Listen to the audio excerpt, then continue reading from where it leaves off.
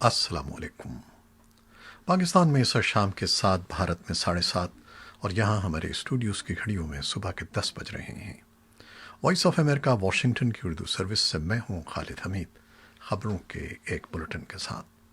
پہلے آج کی اہم خبروں کی سرخیاں۔ امریکہ کے قومی سلامتی کے مشیر رابرٹ اوبرائن نے افغانستان کے صدر اشرف غنی کے ساتھ پیر کی شام ٹیلی فون پر بات کرتے ہوئے افغان امن کوششوں کے بارے میں تبادلہ خیال کیا۔ پاکستان پیدل سرحد عبور کرنے والوں کے لیے طورخم کی سرحد کھول دے گا۔ اسلام آباد ہائی کورٹ نے 22 ماہ کے بعد العزیزیہ ریفرنس کی سماعت کے موقع پر سابق وزیر اعظم نواز شریف کو عدالت کے سامنے سرنڈر کرنے کا حکم دیا ہے۔ بھارت میں 69,000 سے زیادہ افراد میں وائرس کی تشخیص ہوئی ہے۔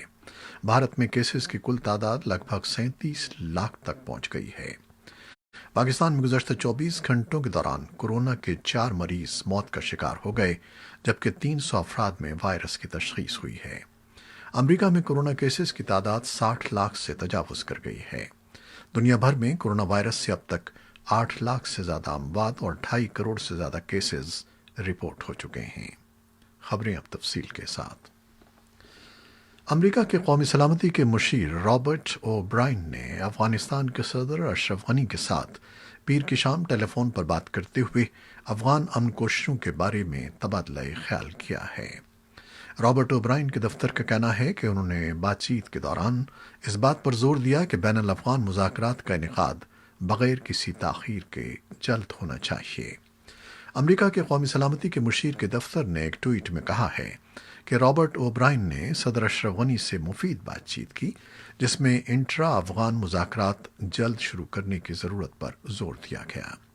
ٹویٹ میں مزید کہا گیا کہ امریکہ ایک خود مختار جمہوری اور متحد افغانستان کی حمایت کرتا ہے، جو اب کبھی بھی بین الاقوامی دہشت گردی کی آماجگاہ نہیں بنے گا۔ یاد رہے کہ خبروں کے مطابق طالبان کے 320 قیدیوں کی رہائی کا معاملہ بھی بین الافغان مذاکرات کے آغاز کی راہ میں حائل ہے۔ قومی سلامتی کی کونسل نے طالبان کے مذکورہ 320 قیدیوں میں سے 47 قیدیوں کی رہائی کی تصدیق نہیں کی ہے، جس کا ذکر میڈیا میں ہوتا رہا ہے۔ تاہم کونسل کے ترجمان جاوید فیصل نے وائس آف امریکہ کو بتایا کہ وہ قیدیوں کی رہائی کے بارے میں معلومات جلد فراہم کریں گے۔ تجزیہ کار ولی اللہ شاہین کا کہنا ہے کہ صدر اشرف غنی کو لویا جرگے کے مطالبات کا احترام کرنا چاہیے اور طالبان قیدیوں کو رہا کر کے بین الافغان مذاکرات کی راہ ہموار کرنی چاہیے۔ ادھر افغانستان کے سابق صدر حامد کرزئی نے ایک بیان میں افغانستان کی قومی افہام و تفہیم کی کونسل کے سربراہ عبداللہ کے اس بیان کا خیر مقدم کیا ہے، جس میں انہوں نے کہا تھا کہ کونسل کے ارکان کا تقرر مزید مشاورت کے بعد ہونا چاہیے۔ اسی دوران افغانستان اور پاکستان میں کووڈ-19 کے کیسز میں نمایاں کمی کے بعد پاکستان اب پیدل سرحد عبور کرنے والوں کے لیے طورخم کی سرحد بھی کھول دے گا۔ افغانستان کے لیے پاکستان کے خصوصی نمائندے محمد صادق نے ایک ٹویٹ میں کہا ہے کہ طورخم سرحد کھلنے کے منتظر افغان دوستوں کے لیے جلد اچھی خبر دیں گے۔ ہم نے پہلے ہی چمن کی سرحد کو کھول دیا ہے اور ہزاروں افراد سرحد عبور کر رہے ہیں۔ پہلے روز تقریباً 60,000 افراد نے سرحد پار کی اور یہ ہمارے درمیان تعلقات کی مضبوط کڑی ہے۔ امریکہ کے صدر ڈونلڈ ٹرمپ نے اعلان کیا ہے کہ ہوم لینڈ سیکیورٹی اور محکمہ انصاف ڈیموکریٹ قیادت والے شہروں میں بقول ان کے بائیں بازو کی سول بدامنی کی چھان بین کا آغاز کر رہے ہیں۔ صدر نے کہا کہ شہری علاقوں میں تشدد کے خلاف کی جانے والی وفاقی کارروائی کے نتیجے میں 200 افراد کو گرفتار کیا جا چکا ہے۔ ان میں 100 پورٹلینڈ اوریگون سے تحویل میں لیے گئے ہیں۔ صدر نے وائٹ ہاؤس بریفنگ میں رپورٹروں کو بتایا کہ امریکہ میں ہم کبھی بھی ہجوم کا دباؤ قبول نہیں کر سکتے، کیونکہ ہجوم کے دباؤ کو تسلیم کرنے سے جمہوریت کا خاتمہ ہوتا ہے۔ صدر کے اس بیان سے قبل ڈیموکریٹک پارٹی کے صدارتی امیدوار جو بائیڈن نے کہا تھا کہ صدر بقول ان کے تشدد کا خاتمہ نہیں کر سکتے، کیونکہ اسے برسوں سے فروغ دیا گیا ہے۔ الہ آباد ہائی کورٹ نے گورکھپور کے ڈاکٹر کفیل خان کی گرفتاری کو غیر قانونی قرار دیتے ہوئے انہیں فوری طور پر رہا کرنے کا حکم دیا ہے۔ انہیں گزشتہ سال دسمبر میں علی گڑھ مسلم یونیورسٹی میں شہریت ترمیمی قانون کے خلاف تقریر کرنے پر 29 جنوری کو گرفتار کیا گیا تھا۔ پہلے ان کے خلاف مبینہ طور پر مذہب کی بنیاد پر مختلف گروپوں کے درمیان نفرت پھیلانے کا الزام عائد کیا گیا، اور پھر 10 فروری کو ان کی ضمانت منظور ہونے کے 2 روز بعد انتہائی سخت قانون قومی سلامتی ایکٹ NSA لگا کر دوبارہ گرفتار کر لیا گیا۔ عدالت نے NSA کے نفاذ کو کالعدم کر دیا ہے۔ اس وقت ڈاکٹر کفیل متھرا کی جیل میں بند ہیں۔ جامعہ ملیہ اسلامیہ کے طالبہ صفورہ زرگر کے معاملے کی مانند یہ معاملہ بھی عالمی سطح پر موضوع بحث بنا رہا۔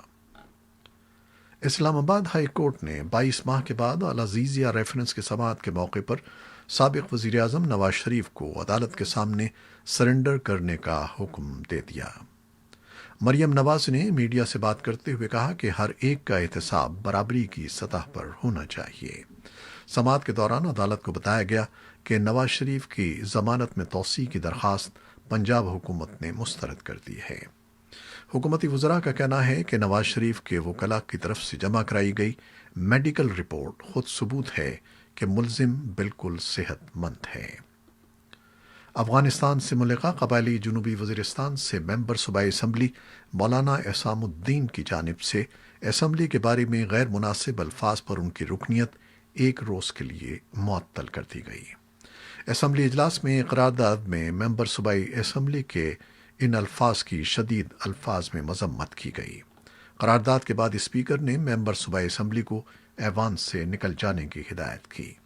حزب اختلاف میں شامل جمعیت علماء اسلام فے نے اس دوران اجلاس کا بائیکاٹ کیا، جبکہ حزب اختلاف میں شامل عوامی نیشنل پارٹی اور پاکستان پیپلز پارٹی نے اس قرارداد کی حمایت کی، اور دیگر 2 جماعتوں پاکستان مسلم لیگ اور جماعت اسلامی کے ممبران نے خاموشی اختیار کی۔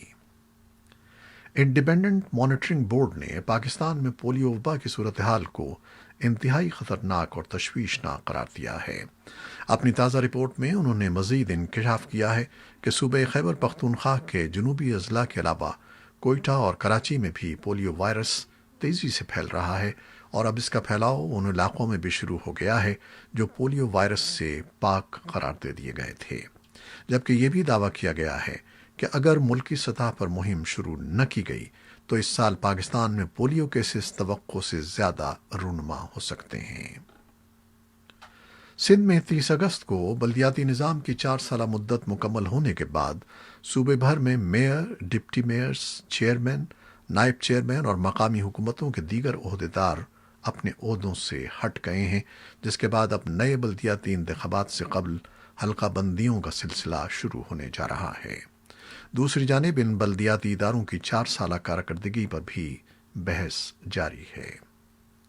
افغان وزارت صحت نے گزشتہ 24 گھنٹوں میں کووڈ-19 کے 31 نئے کیسز کی خبر دی ہے، جس کے بعد ملک میں کورونا مریضوں کی کل تعداد 38,200 ہو گئی ہے۔ وزارت صحت کے اعداد و شمار کے مطابق کورونا وائرس سے اب تک 1,406 اموات ہو چکی ہیں، جبکہ 29,294 افراد صحت یاب ہوئے ہیں۔ عالمی ادارے صحت نے خبردار کیا ہے کہ کوئی بھی ملک کورونا وائرس کی وبا ختم ہونے کا دعویٰ نہیں کر سکتا۔ ادارے کے سربراہ ڈاکٹر ٹیڈروس ایڈھینم نے پیر کے روز جنیوا میں ادارے کے صدر دفتر سے ایک ورچوئل بریفنگ کے دوران کہا کہ اگر دنیا کے ملک کورونا وائرس کے دوران اپنی معیشتوں کو کھولنے کا ارادہ رکھتے ہیں تو انہیں اس وبا کو روکنے اور زندگیاں بچانے پر بھرپور توجہ دینا ہوگی۔ انہوں نے کہا کہ دنیا کے ملک جس قدر اس وائرس پر قابو پا سکیں گے، اسی قدر اپنی معاشی سرگرمیاں شروع کر سکیں گے۔ تاہم اس وائرس پر قابو پائے بغیر پابندیاں مکمل طور پر ختم کر دینا خطرے کو دعوت دینے کے برابر ہے۔ ڈاکٹر ٹیڈروس نے لوگوں پر زور دیا کہ وہ ماسک پہنیں، سماجی فاصلہ برقرار رکھیں اور بار بار ہاتھ دھوئیں۔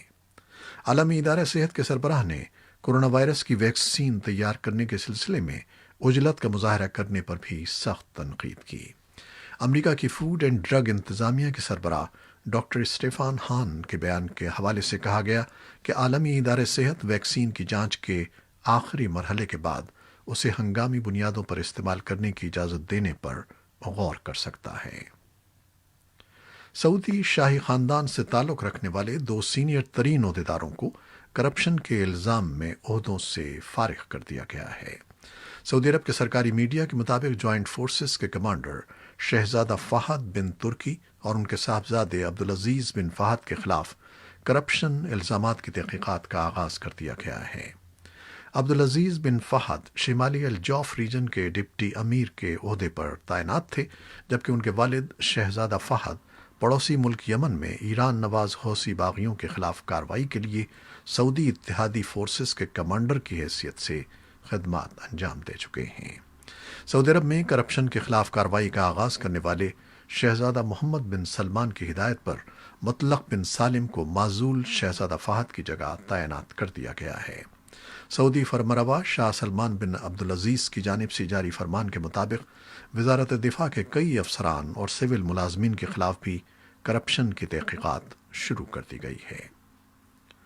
समाजी राब्ते की साइट फेसबुक ने ऑस्ट्रेलिया के शहरियों की जानिब से शेयर किया गया खबरों का मवाद ब्लॉक करने का इंदिया दिया है।